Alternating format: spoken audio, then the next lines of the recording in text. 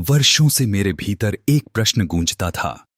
क्या सचमुच कैलाश पर्वत भगवान शिव का धाम है? क्या वहां कोई रहस्य छिपा है जिसे मानव समझ नहीं पाया?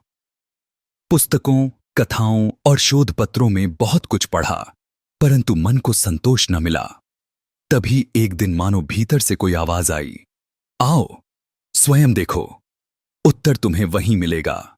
इसी आवाज ने मुझे कैलाश मानसरोवर यात्रा पर निकलने के लिए प्रेरित किया। जैसे ही हम तिब्बत की सीमा में पहुंचे, हवा की नमी बदल गई। आकाश गहरा नीला और धरती सुनसान।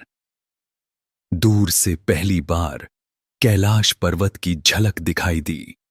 एक श्वेत पूर्ण पिरामिड सी चोटी, जिसके ऊपर हमेशा बर्फ जमी रहती है।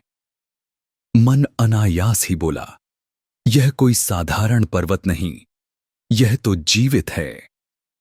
यात्रा का पहला पड़ाव था मानसरोवर झील। इसका जल बिल्कुल साफ, नीला और शांत था। कहा जाता है कि यहां स्नान करने से आत्मा शुद्ध हो जाती है। मैंने जल की एक बूंद होंठों से लगाई और भीतर से अजीब सी शांति का अनुभव हुआ। परंतु इसके ठीक पास है राक्षसताल। इसका पानी खारा और काला सा था, लहरें तेज और अशांत। स्थानीय लोग कहते हैं मानसरोवर देवताओं का प्रतीक है और राक्षसताल असुरों का। दोनों झीलें साथ साथ, पर स्वभाव में इतनी भिन्न। यह दृश्य अपने आप में रहस्य था। कैलाश की परिक्रमा लगभग 52 किलोमीटर लंबी है। परंपरा है कि श्रद्धालु इसे पैदल करते हैं। पहला दिन कठिन था। रास्ता ऊबड़ खाबड़ और हवा पतली। रात को तंबू में लेटा तो अचानक दूर से घंटियों जैसी ध्वनि सुनाई दी। साथियों ने कहा, यह कैलाश का आशीर्वाद है। पर मेरे मन में प्रश्न था, क्या सचमुच? या फिर यहां की हवा और ऊर्जा मेरे कानों से खेल रही है? दूसरे दिन यात्रा कठिनतर हुई। जैसे ही हम पर्वत के करीब पहुंचे, मेरे हाथ में पकड़ा कंपास घूमने लगा। दिशा उत्तर दिखा ही नहीं रहा था। गाइड बोला, यहां सब यात्रियों के साथ होता है। कैलाश की चुंबकीय शक्ति है। रात को जब हम विश्राम कर रहे थे, कुछ साधक मिले। उन्होंने बताया कि यहां समय की गति अलग है। कई बार यात्रियों के बाल और नाखून परिक्रमा के दौरान असामान्य रूप से बढ़ जाते हैं। मैंने हंसकर इसे कथा माना, पर मन के भीतर हल्की दहशत भी हुई। तीसरे दिन रास्ते में एक गुफा मिली। वहां बैठे एक वृद्ध साधु ने हमें रुकने का संकेत किया।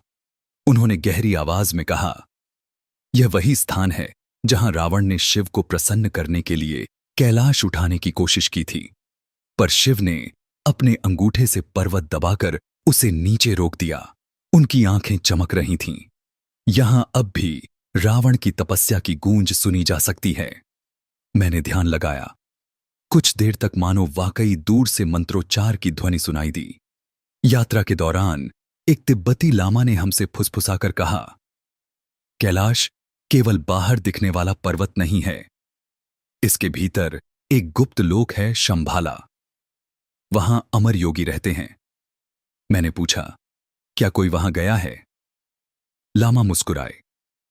वहां वही पहुंच सकता है जो भीतर से पूर्ण शुद्ध हो। सामान्य मनुष्य के लिए उसके द्वार कभी नहीं खुलते। उनकी आंखों में विश्वास था और मेरी आंखों में रहस्य की चमक। एक रात अलाव के पास गाइड ने हमें कई कहानियां सुनाईं। 1960 में चीनी सेना ने पर्वत पर चढ़ने की कोशिश की थी।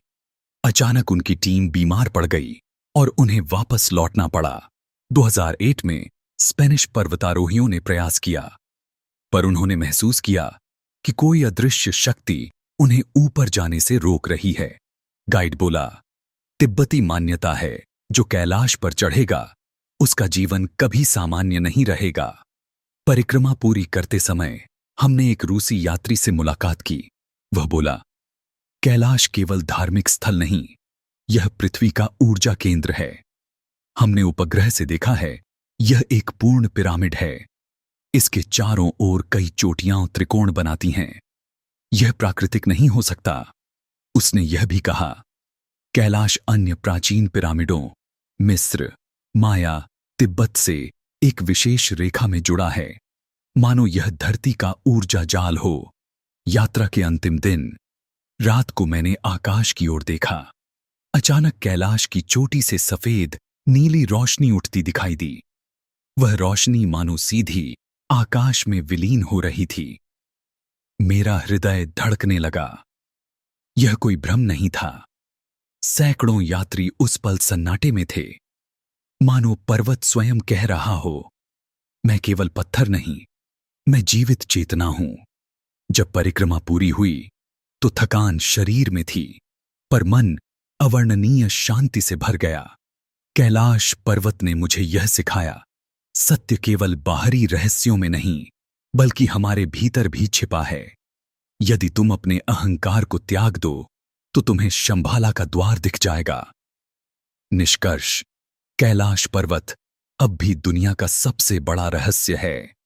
धर्म कहता है यह शिव का धाम है, विज्ञान कहता है यह ऊर्जा का केंद्र है, यात्री कहते हैं यहां समय और चेतना बदल जाते हैं, पर सत्य शायद इन सब के बीच कहीं छिपा है। मैंने जब अंतिम बार पीछे मुड़कर कैलाश को देखा तो भीतर से एक ही शब्द गूंजा, ओम नमः शिवाय।